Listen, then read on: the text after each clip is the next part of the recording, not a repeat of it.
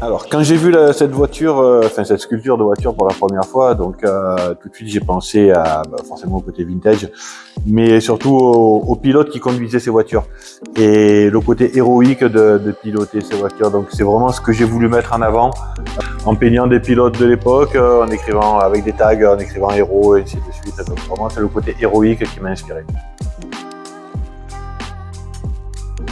Mon travail sur la voiture, il s'est articulé vraiment sur le premier champion du monde de 1950, en mettant des pilotes vraiment qui ont participé à cette première épreuve, même s'il y a eu des courses avant ça forcément. On peut retrouver des pilotes comme Fangio, Jean-Pierre Vinil, Farina, etc. Qui ont marqué l'histoire du sport automobile. Moi, quand j'ai vu cette voiture, c'est vraiment, j'avais l'impression de voir un avion de chasse en fait, avec ces pilotes de l'époque qui partaient sans aucune sécurité, tout ça.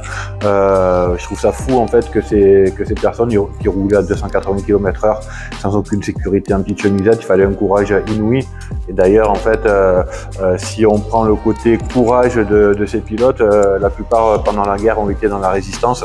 C'est ce que j'ai mis aussi avec des pilotes comme Jean-Pierre Vinil et 2-3 noms que j'ai écrits sur la voiture aussi pour leur rendre hommage, de par leur acte héroïque pour la France, mais aussi par le courage qu'ils avaient pour piloter ces bolides. En fait, les personnages que j'ai mis en avant, on aurait pu en mettre plein, mais donc un des principaux que tout le monde connaît, c'est bien sûr Fangio. Voilà, je pense que c'est le plus connu. Après, j'ai mis aussi Farina qui a été le premier champion du monde en 1950, qui n'était pas forcément un pilote hyper sympathique, mais en tout cas, il a gagné le premier championnat du monde.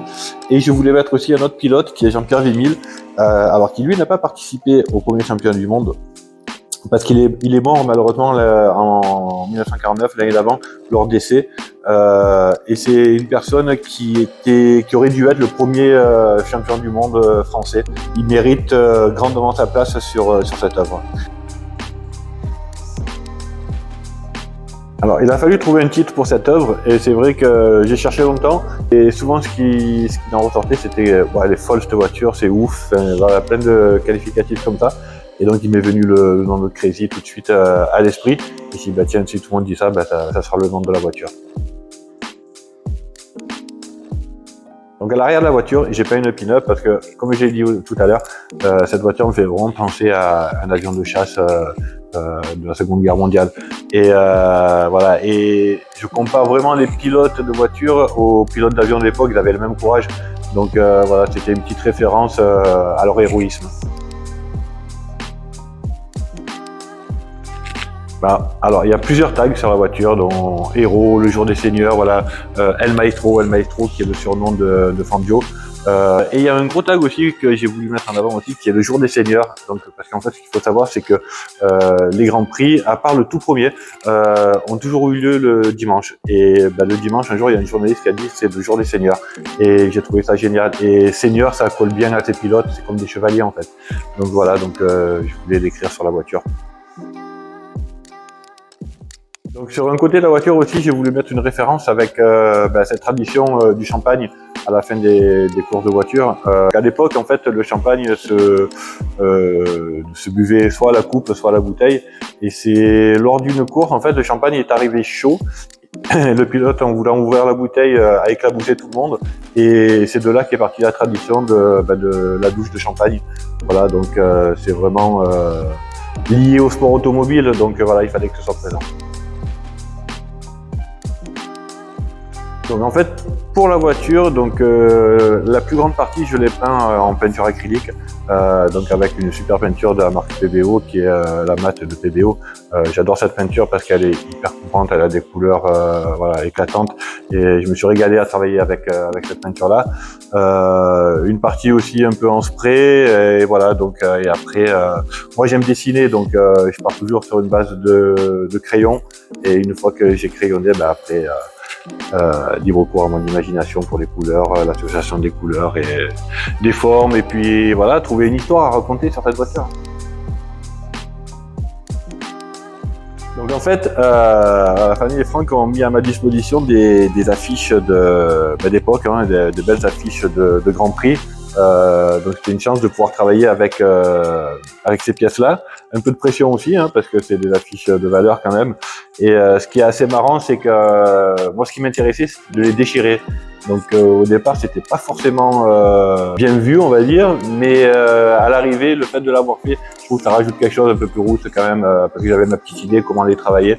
Voilà. Et ce qui est sympa, c'est que on trouve de la peinture, on trouve des affiches qui sont peintes, version aquarellée, et sur la voiture, j'ai aussi recréé moi-même une affiche en trompe-l'œil et en essayant de retrouver le trait de l'artiste qui avait peint les affiches de l'époque.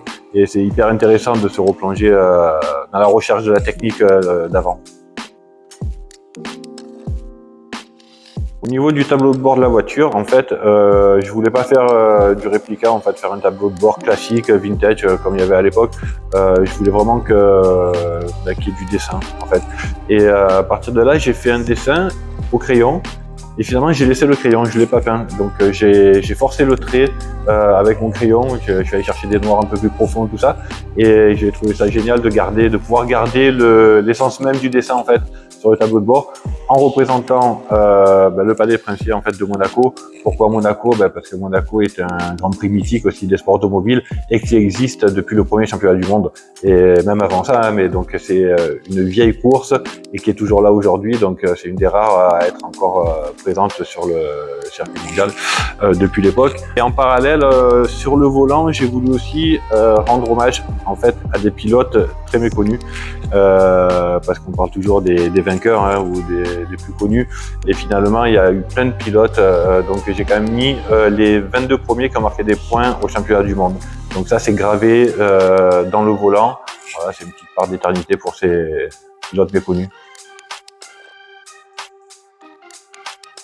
Alors, il y a un travail sur les roues qui est assez particulier, donc en fait j'ai voulu quand même de garder le côté vintage en travaillant la jante à rayons avec un effet de trompe-l'œil et aussi les crampons des pneus. Donc même si cette voiture a des formes origamiques et pas des roues rondes, mais voilà, donc avec beaucoup d'aplats comme ça, en fait les crampons de la voiture ont été travaillés de façon à ce qu'il y ait tous les 7 grands prix du premier championnat du monde qui sont écrits dessus en fait, et tout ça en trompe-l'œil. Donc voilà, donc c'est un petit clin d'œil. Au premier abord, on ne s'en rend pas compte, on croit que c'est des crampons, mais en fait, si on s'y penche de plus près, on va pouvoir répertorier tous les grands prix de l'époque.